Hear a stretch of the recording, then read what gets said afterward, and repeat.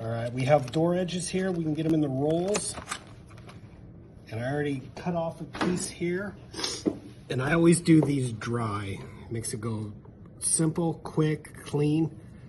Peel back about, I usually go about like that. Start it on there dry. I just run my thumb down. My right hand, or the opposing hand, is steering.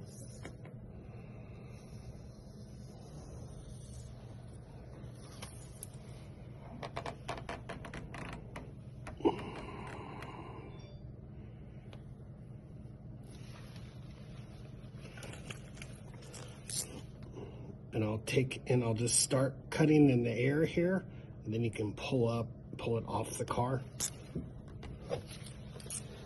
And when you go to wrap it in, you don't want to go one portion at a time. You want to do it all a little bit at a time.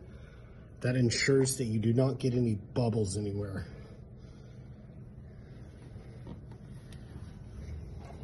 And that's it for a door edge. You can move on to the next door.